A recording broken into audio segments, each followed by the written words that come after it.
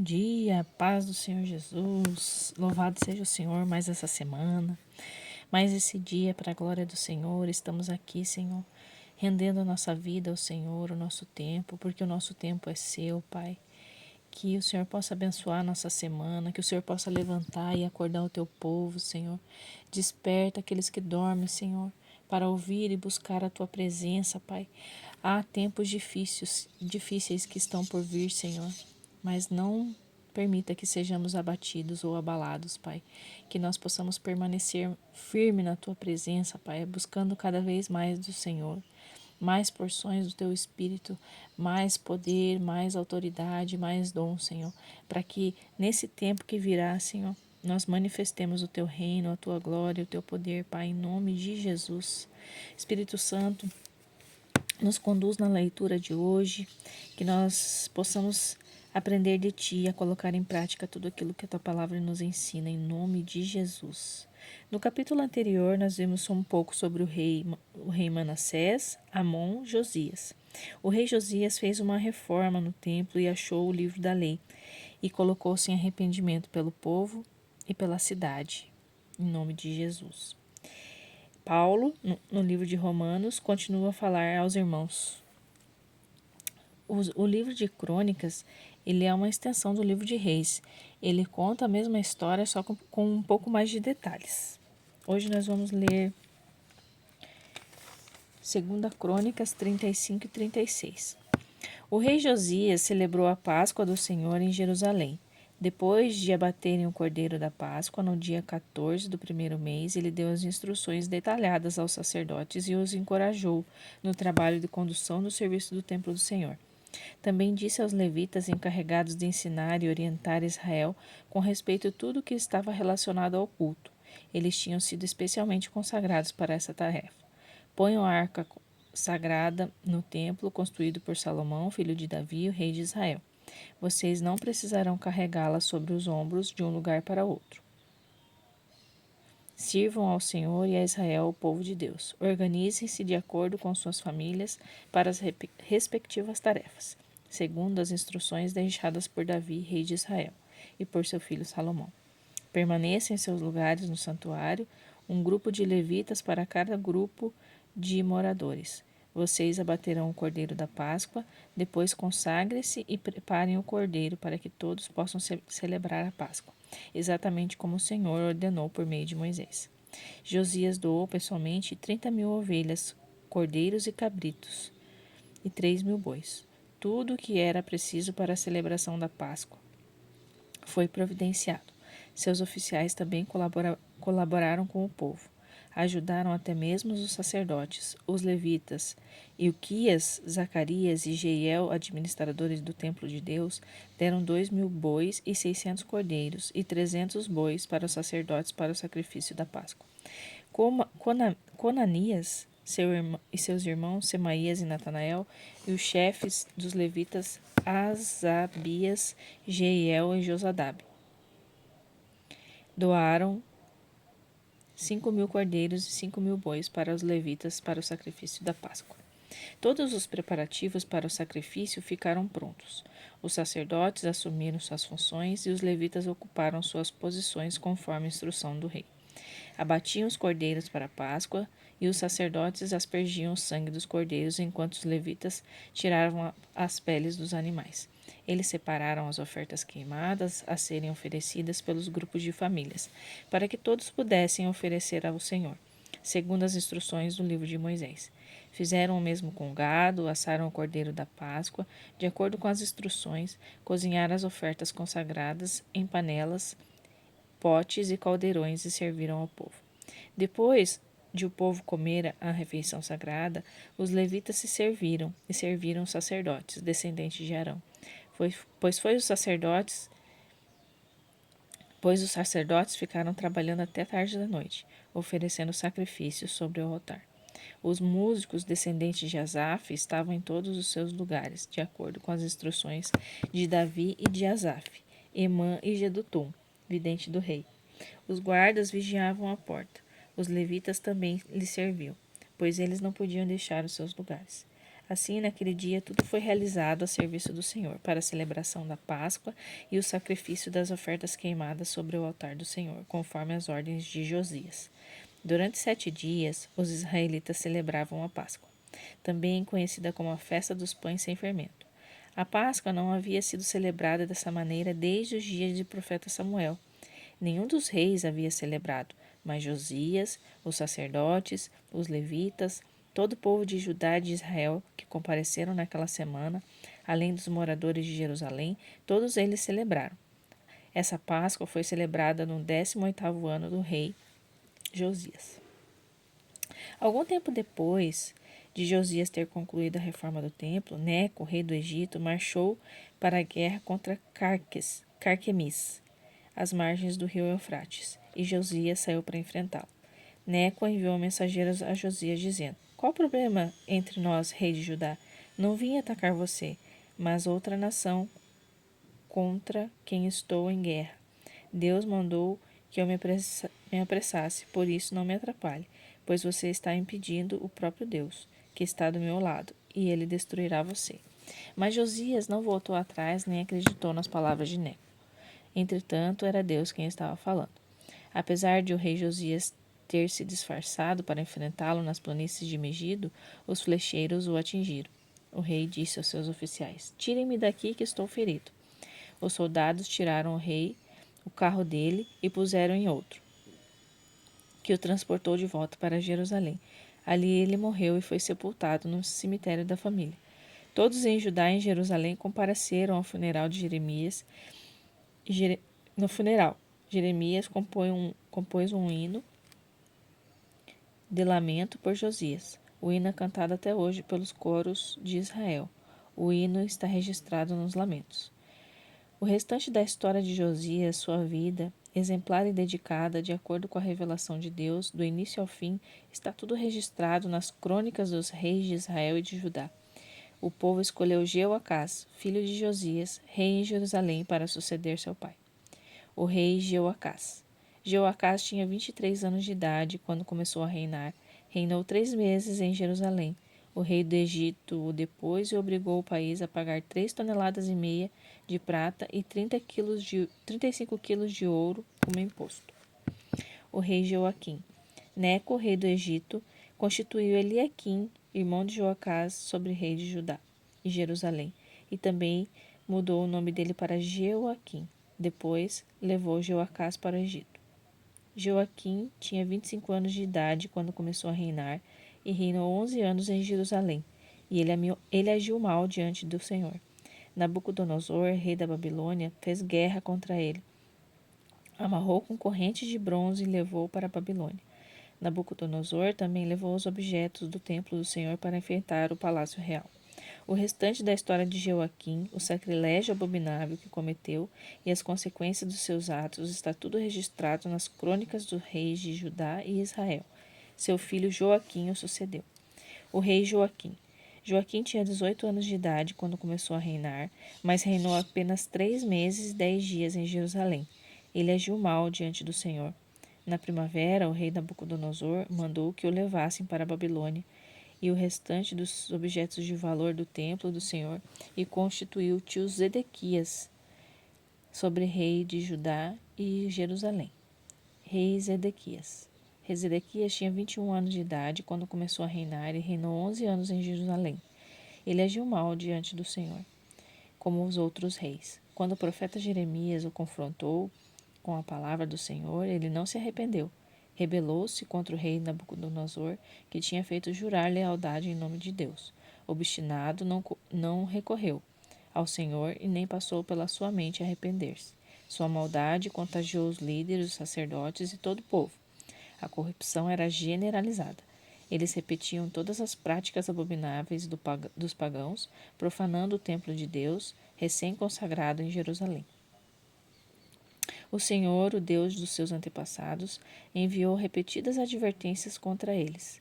Deus concedeu a eles várias oportunidades de arrependimento, por compaixão do povo e do templo, mas eles não quiseram saber. Zombavam dos mensageiros do Senhor, desprezavam a mensagem e ridicularizavam os profetas. A ira do Senhor foi crescendo, até chegar a um ponto sem volta.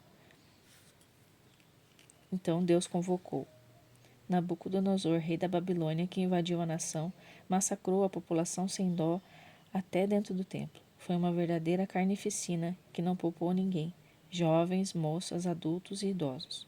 Todos foram tratados da mesma maneira. Em seguida, ele se apossou de tudo que havia no templo, todos os objetos de valor, e não deixou nada para trás. Ele esvaziou também os tesouros do templo de Deus e os tesouros dos reis e dos oficiais. Também transportou tudo para a Babilônia, as pessoas e objetos de valor. Ele incendiou o templo do Senhor, deixando em ruínas. Destruiu os muros de Jerusalém e incendiou todas as construções. A cidade inteira foi queimada. Os sobreviventes foram levados cativos para a Babilônia e se tornaram escravos de Nabucodonosor e de sua família. O exílio e a escravidão prolongaram-se até o reino da Pérsia. Conquistou a Babilônia. Foi justamente esta mensagem de Deus por meio da pregação de Jeremias. A terra será desolada. Teve o seu descanso sabático, um descanso de 70 anos, uma compensação pelos sábados não respeitados. O rei Ciro. No primeiro ano do rei Sírio, rei da Pérsia, em cumprimento à palavra do Senhor anunciada por Jeremias, Deus inspirou Ciro, rei da Pérsia, decretaram em todo o seu reino as seguintes palavras. Decreto de Ciro, rei da Pérsia. O Senhor, o Deus dos céus, entregou-me todos os reinos da terra. Ele também me encarregou de construir um templo de adoração a ele em Jerusalém de Judá. Todos os que pertencem ao povo do Senhor sintam-se convocados, e que o Senhor, o seu Deus, esteja com vocês. Avante. Romanos capítulo 2 e 3. Se um pagão que desconhece a lei de Deus consegue segui-la mais ou menos por instinto, ele confirma a verdade pela obediência. Comprova assim que a lei de Deus não é um elemento estranho, imposto de fora para dentro, mas algo que faz parte da nossa própria constituição humana. Existe algo no interior do ser humano que ecoa o sim e o não de Deus, o certo e o errado. A resposta deles ao sim e ao não de Deus será de conhecimento público no dia em que Deus tomar a decisão final a respeito de cada homem e mulher. A mensagem que proclamo por meio de Jesus Cristo leva em consideração todas essas diferenças. A religião não pode salvar. Se você foi educado como judeu, não pense que pode descansar em sua religião. Orgulhoso de estar por dentro da revelação de Deus, de experimentar as melhores bênçãos do Senhor, de estar atualizado com as doutrinas. Tenho um recado especial para você que está seguro disso, que conhece a palavra revelada de Deus e se sente em condições de levar levar a Deus outros, que não estão em labirintos escuros e emoções confusas. Você está guiando os outros, mas quem está guiando você? Falo sério. Enquanto você prega não roube, você rouba. Afinal, quem iria suspeitar de você? A mesma coisa vale para o adultério e para a idolatria. Você consegue se safar de qualquer situação com discursos eloquentes sobre Deus e sua lei? As Escrituras dizem: é por causa de vocês, judeus, que os pagãos são hostis ao Senhor. O texto denuncia um problema antigo que não irá se resolver. A circuncisão, o ritual no corpo que marca você como judeu, não terá importância se sua vida estiver de acordo com a lei de Deus. Se não estiver, é pior que não ser circuncidado. O oposto também é verdadeiro. Quem não é circuncidado e vive nos caminhos de Deus é tão bom quanto o circuncidado, e até melhor. É melhor guardar a lei de Deus sem ser circuncidado que quebrá-la sendo circuncidado. Entenda isto. Não é o corte feito com uma faca que o torna judeu. Você se torna judeu pelo que você é. A marca de Deus no coração, não a faca na pele, é o que faz você um judeu. É a identificação vem de Deus, não de críticos legalistas. Mas se é assim que é, diferença faz ser judeu ou não, ser ensinado nos caminhos de Deus ou não. Na verdade faz muita diferença, mas não como muitos pensam. Para começar, lembre-se de que todos os judeus foram incumbidos de escrever e transmitir a revelação de Deus, as Escrituras Sagradas. E como fica a situação dos judeus que abandonaram sua posição? Deus não os abandonou. Você precisa que sua falta de fé cancela a fidelidade. Você pensa que a sua falta de fé cancela a fidelidade de Deus? De jeito nenhum. Contem isso. Deus mantém sua palavra. Ainda que o mundo inteiro minta descaradamente, as Escrituras dizem o mesmo. Suas palavras permanecem fiéis e verdadeiras. A rejeição não intimidará Deus. Mas, se nossa maneira errada de agir apenas realça e confirma o caráter fiel de Deus, não deveríamos ser elogiados por isso? Se nossas mentiras nem sequer deixam marca em suas verdades, Deus não cometeria um erro em nos pôr contra a parede e nos condenar pelo que dissemos? É uma pergunta natural, mas a resposta é um não bem enfático. Como as coisas seriam corrigidas se Deus não agisse para corrigi-las? É maldade afirmar se as minhas mentiras servem para mostrar a verdade de Deus de maneira gloriosa, como posso ser condenado? Estou fazendo um favor para Deus. Alguns, na verdade, tentam pôr essas palavras em nossa boca, alegando que saímos por aí anunciando. Quanto mais mal fazemos, mais bem Deus faz. Então continuaremos assim. É pura calúnia, e estou certo de que vocês concordam conosco. Salmo 92. Uma canção de sábado. Que coisa bela, ó Senhor, é dar graças, cantar um hino para ti, ó Deus Altíssimo. Anunciar o teu amor ao romper de cada dia, cantar a tua fiel presença durante toda a noite, acompanhado de saltério e harpa e todo o naipe de cordas. Tu me deixaste tão feliz, ó Senhor. Vi teus feitos e gritei de alegria. Quão magníficos são teus feitos, ó Senhor. Quão profundos são os teus pensamentos. Os tolos nunca percebem o que fazem. Eles nunca entendem. Os ímpios surgem repentinamente como ervas daninhas, e os homens e mulheres maldosos assumem o controle. Mas tu os eliminas, tu os afastas de uma vez por todas. És o Altíssimo, és o Senhor. Olha para teus inimigos, ó Deus. Vê os teus inimigos, eles estão arruinados, dispersos ao vento, aqueles mercenários da maldade. Aleluia. Glória a Deus. Eu separei esse trecho aqui de 2 Crônicas 36, do 15 ao 17, que fala assim: O Senhor, o Deus dos antepassados, enviou repetidas advertências contra eles. Deus concedeu a eles várias oportunidades de arrependimento, por compaixão do povo e do templo, mas eles não quiseram saber. Zombavam dos mensageiros do Senhor, desprezavam a mensagem e ridicularizavam os profetas. A ira do Senhor foi crescendo, até chegar a um ponto sem volta. O Eterno convocou Nabucodonosor, rei da Babilônia, que invadiu a nação e massacrou a população sem dó, até dentro do templo. Foi uma verdadeira carnificina que não poupou ninguém. Jovens, moços, adultos, idosos, todos foram tratados da mesma maneira. Eu trouxe essa palavra aqui porque muitas vezes a gente, dentro da nossa própria família mesmo, é zombado por falar do Senhor, é chamado de bitolado. Tem outras palavras que as pessoas falam, esqueci agora. Não é idólatra, é crente. Eu esqueci. Mas é nesse sentido, assim, né? De que uma hora o Senhor vai ter um ponto, né? Que ele vai agir em nosso favor.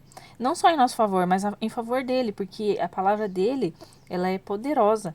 E aqui na passagem de Paulo fala que dentro de nós há esse sim e não, há esse certo e errado. Então, no fundo, nós todos sabemos que Deus é verdadeiro e que nós muitas vezes fazemos muitas coisas erradas.